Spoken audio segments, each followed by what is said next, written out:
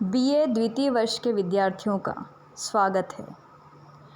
बच्चों, हमने email Durkheim और उनके कृतित्व के बारे में जानकारी प्राप्त की है।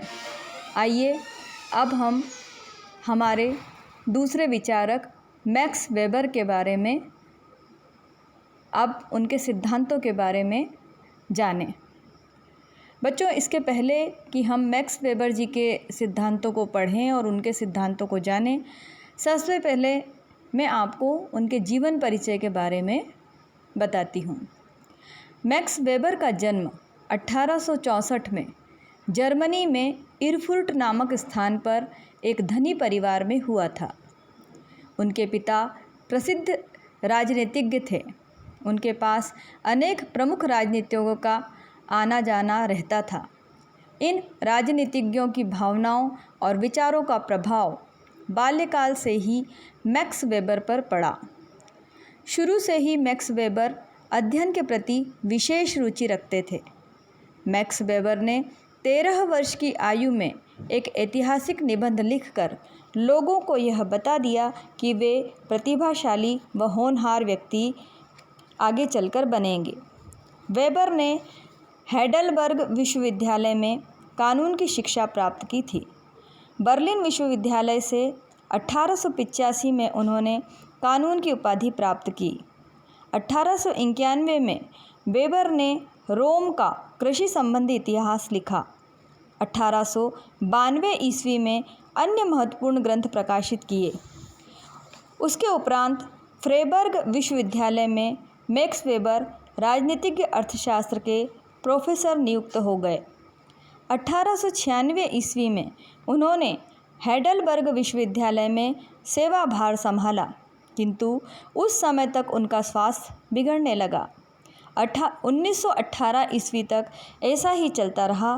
फिर वे राजनीति के क्षेत्र में कुछ न कुछ लिखते रहे। वर्सिलीज शक्ति सम्मेलन के सदस्य के रूप में उन्होंने सक्रिय भाग लिया और वेमार संविधान की रूपरेखा तैयार की।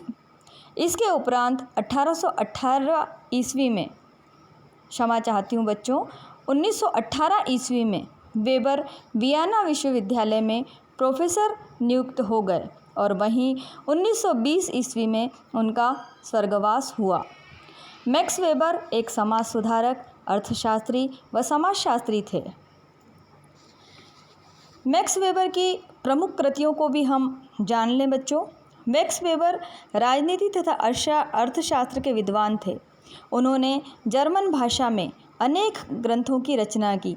इन ग्रंथों का अनुवाद अंग्रेजी व अन्य भाषाओं में हो चुका है।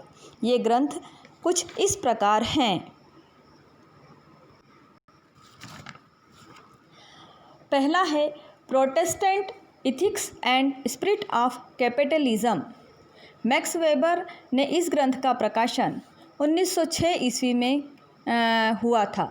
इस ग्रंथ में मैक्स वेबर ने पूंजीवाद व प्रोटेस्टेंट धर्म के प्रभावों को व्यक्त करने का प्रयास किया है और बतलाया है कि जिन देशों में प्रोटेस्टेंट धर्म के अनुयायी रहते हैं वहाँ पूंजीवादी व्यवस्था अधिक विकसित होती है। अपने इस मत का समर्थन करने के लिए मैक्स वेबर ने कन्फ्यूशियस, हिंदू, बौद्ध, ईसाई, इस्लाम और यहूदी, इन 6 धर्मों का अध्ययन भी किया और इनकी तुलना भी की। दूसरा है धर्म का समाजशास्त्र। प्रोटेस्टेंट धर्म तथा पूंजीवाद के बीच संबंधों की स्थापना करने की दृष्टि से मैक्स वेबर ने धर्म का समाजशास्त्र नामक ग्रंथ की रचना की थी, किंतु उनके जीवन काल में इस ग्रंथ का प्रकाशन संभव नहीं हो सका।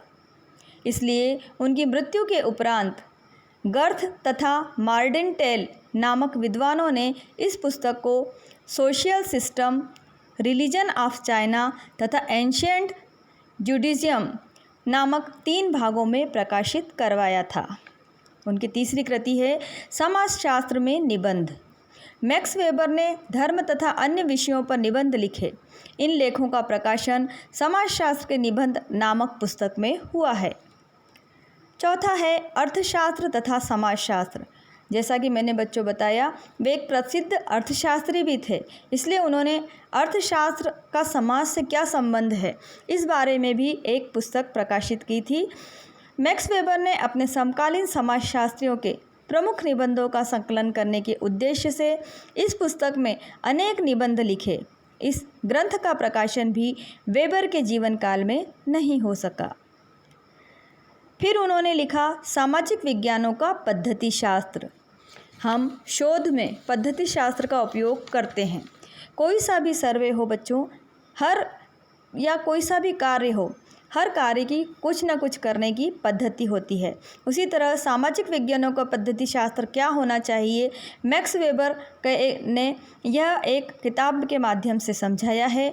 मैक्स वेबर का प्रमुख उद्देश्य यह था कि समाजशास्त्र को एक स्वतंत्र विज्ञान बनाया जाए। इसी उद्देश्य से वेबर ने कुछ लेख भी लिखे जिन्हें सामाजिक विज्ञानों का पद्धति शास्त्र के नाम से जाना गया। और मैक्स वेबर के चलते चलते अन्य ग्रंथ भी हैं कि सामान्य अर्थशास्त्रीय सिद्धांत और द सिटी नामक ग्रंथों के लेखक भी मैक्स वेबर ही थे। हम वेबर के सामाजिक क्रिया, नौकरशाही तंत्र, आदर्श प्रारूप एवं धर्म के बारे में उनके क्या विचार थे, इनका अध्ययन अगले हमारे जो वीडियो रहेगा उसके माध्यम से करेंगे। अगला जो हमारा अध्ययन होगा वो होगा सामाजिक क्रिया का सिद्धांत, मैक्स वेबर का सामाजिक क्रिया का सिद्धांत। तो आशा करती हूँ बच्चों कि मैक्स वेबर के बारे में आपको जानकारी मिल गई होगी। अगले अध्याय में हम फिर मिलते हैं। सामाजिक क्रिया के बारे में मैक्स वेबर के क्या विचार थे, सामाजिक क्रिया क्या होती है, इसे हम अपने अगले अध्याय में जानेंगे।